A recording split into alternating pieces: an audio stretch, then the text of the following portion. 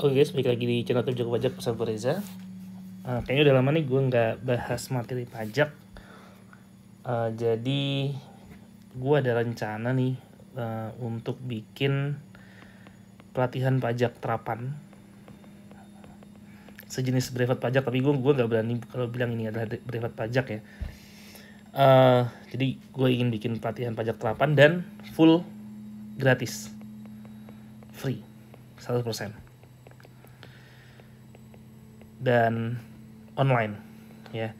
Jadi di beberapa video yang akan datang gue akan bahas masalah pajak, dan rencananya video ini merupakan bagian dari pelatihan pajak terapan gratis yang akan gue laksanakan dan yang akan gue selenggarakan. Teknisnya gimana nanti mungkin teman-teman bisa kalau yang belum subscribe bisa subscribe biar nggak ketinggalan infonya, dan bisa juga follow di IG gue di Instagram @jagopajak ya. Jadi nanti teman-teman bisa follow di sini biar nggak ketinggalan info-info terbaru dari channel YouTube Jago Pajak. Nah, oke, jadi hari ini gue akan mulai bahas mengenai PPH. Dan PPH ini adalah PPH orang pribadi ya. Di materi pertama ini gue akan bahas tentang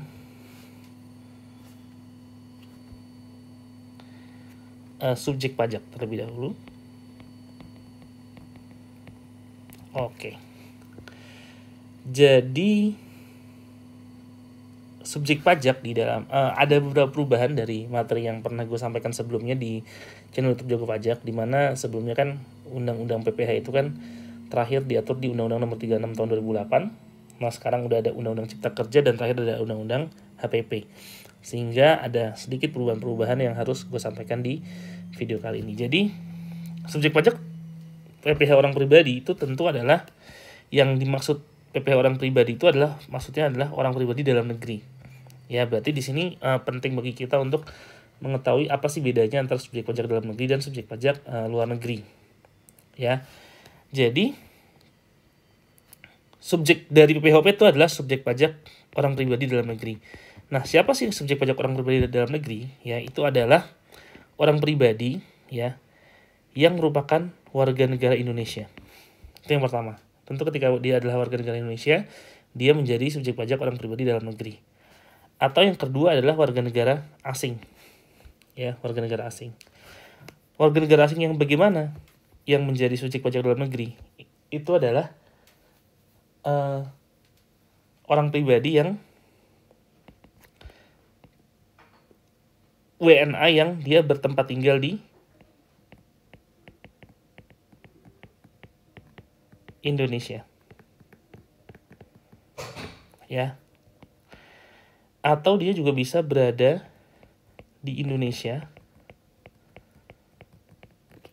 lebih dari 183 hari dalam jangka waktu 12 bulan.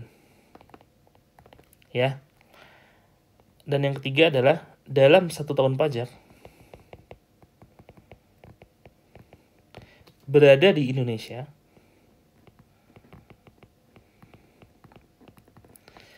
dan dia berniat untuk bertempat tinggal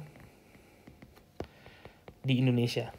Gimana cara membuktikan? Cara membuktikannya adalah salah satunya dengan misalnya ketika dia sudah membuat kontrak kerja. Jadi di awal dia datang ke Indonesia, ada warga negara asing datang ke Indonesia dan dia sudah membuat kontrak kerja selama 2 tahun atau 3 tahun. Nah, tentu ketika dia sudah membuat kontrak berarti dia punya niat untuk bertempat tinggal di Indonesia. Berarti dia akan menjadi subjek pajak orang pribadi dalam negeri. Nah, di sini sedikit perbedaan dengan yang sebelumnya yang pernah gue bahas adalah di mana di undang-undang ini, di Undang-Undang Cipta Kerja itu disebutkan ada warga negara Indonesia dan warga negara asing. Ada penyebutan warga negaranya, yang mana itu nggak ada di undang-undang sebelumnya. Nah, lalu hal yang tadi yang gue bilang ya, hal yang krusial di dalam penentuan subjek pajak orang pribadi itu adalah bagaimana kita membedakan antara subjek pajak dalam negeri dan subjek pajak luar negeri. Ya.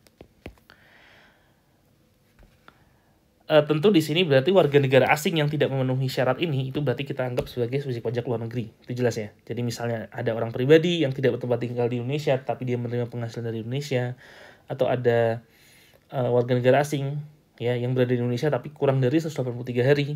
Seperti misalnya dia cuma datang dari Australia, datang ke Bali misalnya. Tentu itu dia tetap menjadi subjek pajak luar negeri. Misalnya dia menerima penghasilan dari Indonesia pun, dia akan tetap sebagai subjek pajak luar negeri. Nah, lalu apa sih perbedaan antara subjek pajak dalam negeri dan subjek pajak luar negeri, gitu ya? Nah, perbedaannya adalah yang pertama dari sisi kewajiban ber-NPWP, atau kalau sekarang aktivasi NIK ya. Perlu nggak sih diaktifasi NIK untuk menjadi subjek pajak dalam negeri? Atau untuk menjadi wajib pajak? Tentu kalau subjek pajak dalam negeri itu adalah wajib, dan subjek pajak luar negeri itu tidak wajib. Ya. Kemudian bagaimana kalau misalnya ininya, kewajiban menyampaikan SPT. Tentu kalau subjek pajak dalam negeri itu wajib, dan subjek pajak luar negeri dia tidak wajib. Kemudian penghasilan. Nah, yang masuk sebagai penghasilan di dalam subjek pajak dalam negeri itu adalah worldwide income. Jadi semua penghasilan baik dari Indonesia maupun dari luar Indonesia itu dia masuk sebagai penghasilan bagi subjek pajak dalam negeri. Tapi kalau untuk subjek pajak luar negeri itu hanya penghasilan yang dari Indonesia saja yang menjadi penghasilan yang dikenakan pajak di Indonesia. Dan yang terakhir,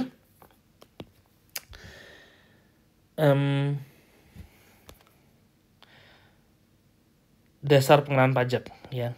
Kalau untuk subjek pajak dalam negeri itu adalah penghasilan neto, dan subjek pajak luar negeri itu adalah penghasilan bruto, gitu ya. Dia dikenakan PPh pasal 26. Gitu.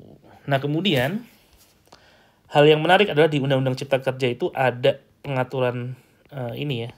Undang-Undang Cipta Kerja itu Omnibus Law atau disebut dengan Omnibus Law. Omnibus Law. Nah, itu disebutkan bahwa ada warga negara asing ya yang dia itu tinggal lebih dari 183 hari di Indonesia, ya berada di Indonesia lebih dari 183 hari. Nah, tapi dia itu akan dikenakan pajak, kan harusnya kalau WNA lebih dari 183 hari itu udah jadi subjek pajak dalam negeri. Otomatis dia udah kena yang ini dong, ya. Dimana penghasilan yang akan dikenakan pajak di Indonesia itu adalah worldwide income. Artinya ketika dia dapat penghasilan dari luar negeri pun dia harus dikenakan pajak di Indonesia. Tapi di Omnibus Law itu disebutkan bahwa kalau ada warga negara asing yang lebih dari 183 hari di Indonesia, gitu ya, dia itu bisa dikenakan pajak pajak itu dikenakan hanya atas penghasilan dari Indonesia saja.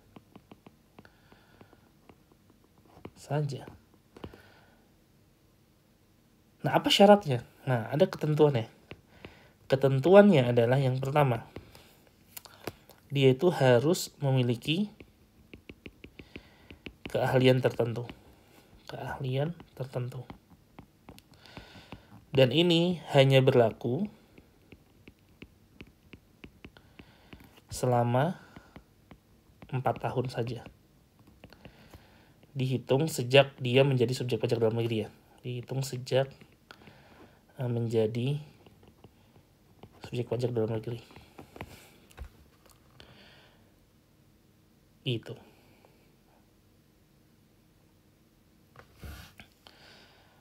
Nah, oke, kira-kira itu guys yang bisa gue sampaikan di video kali ini.